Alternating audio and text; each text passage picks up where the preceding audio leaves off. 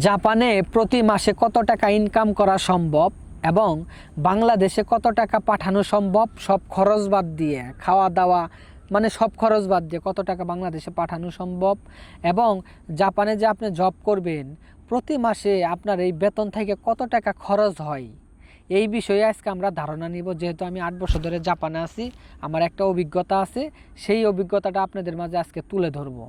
চলুন আমরা হিসাব করি যে আমি কত টাকা বেতন পাবো।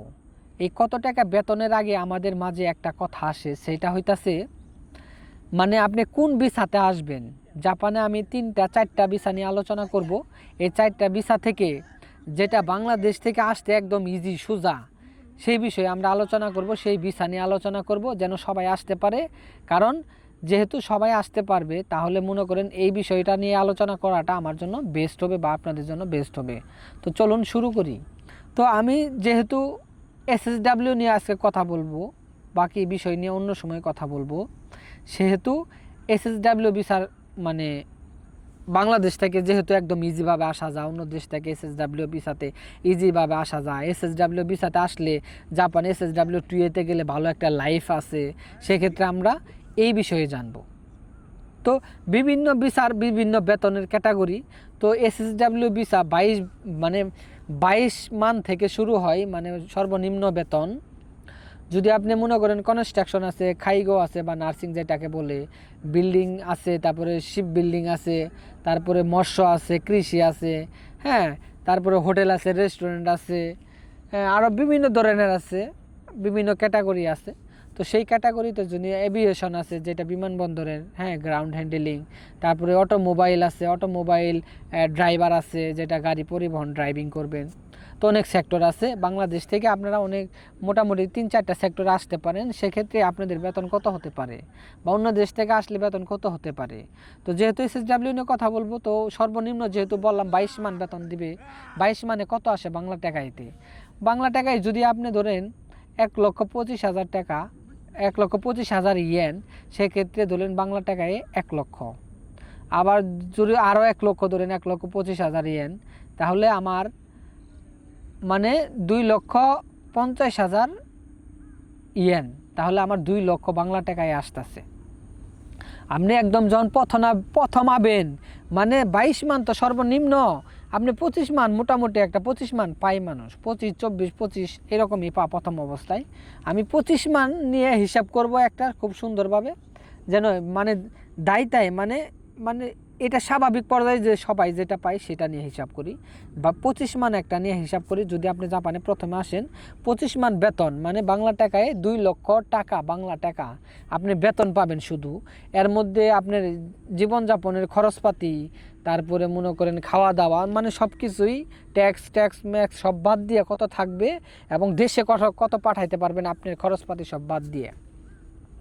আপনি যদি বাংলা টাকায় 2 লক্ষ টাকা বেতন পান প্রতি মাসে আসার পর থেকেই, তাহলে এখানে আপনার জাপানে আপনার ট্যাক্স, রেসিডেন্স ফি, এরিয়া যে এরিয়াতে থাকবেন এই এরিয়া ফি এবং মেডিকেল ইন্স্যুরেন্স, তারপরে হইতাছে আপনার পেনশন, যেটা পেনশন বাধ্যতামূলক এবং মেডিকেল ইন্স্যুরেন্সটা বাধ্যতামূলক, এই দুইটাই বেশি টাকা জায়গা। তো এগুলো করা লাগে। তো সেক্ষেত্রে আপনার মনে করেন এবং খাওয়া দাওয়া, বাসা ভাড়া, গ্যাস বিল, কারেন্ট বিল, হ্যাঁ, সব কিছু মিলে আপনি কত যাইতে পারে। এসএসডাব্লিউ 1-এ যদি আপনি আসেন, সেক্ষেত্রে আপনার 2 লক্ষ বাংলা টাকায় যদি বেতন পান, আপনার খাওয়া দাওয়া সব মানে গ্যাস বিল, কারেন্ট বিল এগুলো সব হইতাছে আপনার বাংলা টাকায় আপনি 80,000 থেকে 90,000 টাকা দিয়ে, মানে 90,000 টাকা এটা ধরেন মাস্ট বি, 90,000 টাকা দিয়ে আপনি সব কিছু হয়ে যাবো গা। গ্যাস বিল, কারেন্ট বিল, বাসা ভাড়া, খাওয়া দাওয়া এর মধ্যে সব হয়ে যাবো গা। কারণ এসএসডাব্লিউ 1-এ যখন আসবেন আপনি একা আসবেন না, হয়তো 2 জনে আসবেন। 2 জনে আসলে আপনি কি রুম শেয়ার করে থাকলে আরও কম হইতে পারে। যদি একা আসেন এর থেকে আরও 10,000 টাকা বেশি যাইতে পারে, এটা যাইতে পারে। সেক্ষেত্রে আপনি খরচপাতি বাদ দিয়ে ভালো মতো চলাফেরা করে আপনি সর্বনিম্ন বাংলাদেশের টাকায় 1 লক্ষ টাকা আপনি দেশে পাঠাইতে পারবেন। এটা সর্বনিম্ন, মানে বুঝতেছেন যে আপনি যদি বাংলাদেশের টাকায় 2 লক্ষ টাকা বেতন পান, তাহলে বাংলাদেশে আপনি একদম ইজিভাবে 2 লক্ষ মানে 1 লক্ষ টাকা দেশে পাঠাইতে পারবেন। ইজিভাবে 1 লক্ষ টাকা দেশে পাঠাতে পারবেন একদম প্রথম অবস্থায়। এখন বলি, আপনি যদি SSW-2-তে যান বা SSW-1-এ যদি আপনি 3টা বছর কাজ করেন, সেক্ষেত্রে কত পাঠাইতে পারবেন? সেক্ষেত্রে আপনি বাংলাদেশের টাকায় 1.5 লক্ষ টাকা দেশে পাঠাইতে পারবেন, বা 1.5 লক্ষ বা 1,60,000 70,000 টাকা এরকম টাকা আপনি দেশে পাঠাইতে পারবেন 3 বছর কাজ করার পর। বা আপনি যদি 3 বছর পরে SSW-2-তে কনভার্ট করেন, সেক্ষেত্রে আরও বেশি বেতন পাবেন। কিন্তু এনও একটা ট্রিক্স আছে। ট্রিক্সটা কি? আপনি মনে করেন যে একটা কোম্পানিতে আসলেন, সেই কোম্পানিটা আপনি মনে করেন ধরেন 25 মান বেতন দিয়ে ঢুকলেন, যেটা বাংলাদেশের টাকায় 2 লক্ষ টাকা। এখানে 6টা মাস চাকরি করলেন, তারপরে সুমন ভাইয়ের সঙ্গে যোগাযোগ করলেন। কেরা? সুমন ভাইকে আমি, আমার সাথে যোগাযোগ করবেন।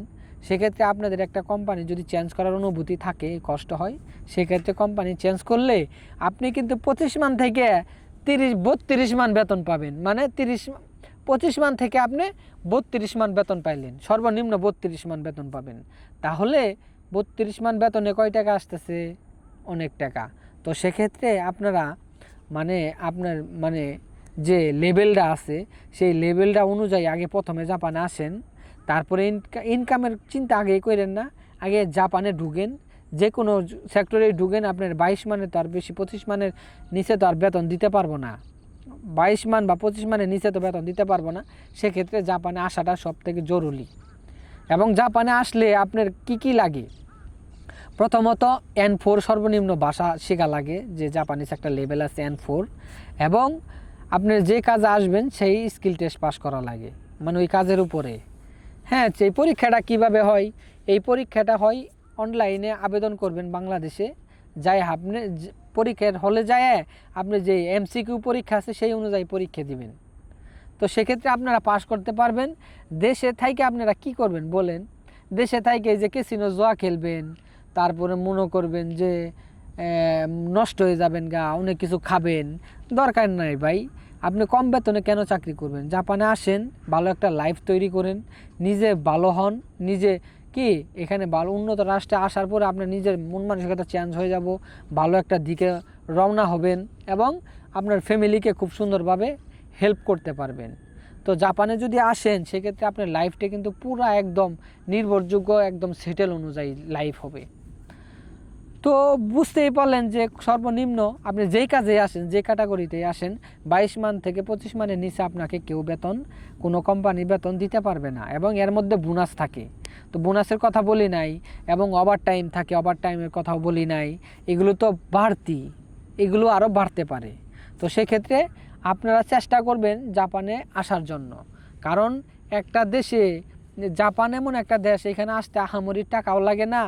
শুধু 2টা ক্যাটাগরিতে পাস করলেই হয়। SSW যে ক্যাটাগরি আছে স্কিল টেস্টটা, যে স্কিলে আসবেন, যে কাজে আসবেন, আর ওইটা হচ্ছে N4 লেভেল একটা জাপানিজ ভাষার কোর্সে ভর্তি হয়ে আপনি N4 লেভেল পাস করতে পারেন।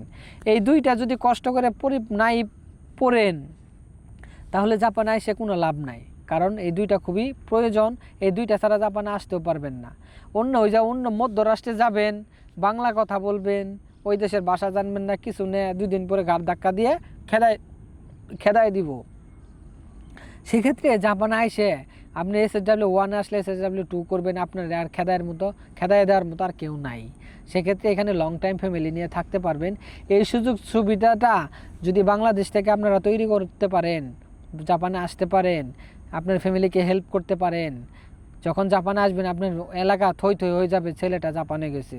কারণ জাপানে একটা বিশ্বাসযোগ্যতা আছে সবার কাছে, জাপানে একটা ভালো রাষ্ট্র, এবং এখানে কোনো দুর্নীতি নাই, কোনো কি আহামরি ওই রকম মিথ্যা কথা নাই, কিছু নাই, সবই ভালো। এই দেশের রুলস রেগুলেশনটা একটু করা, কারণ রুলস রেগুলেশনের ভিতরে আপনি থাকলে নিজের লাইফটাও ভালো সেটেল করতে পারবেন। তো যাই হোক, জাপানে আসেন, হ্যাঁ, ভালো একটা লাইফ আছে, ভালো বেতন পাবেন ইনশাল্লাহ। তো সবার জন্য দোয়া রইল, best of luck, welcome to Japan.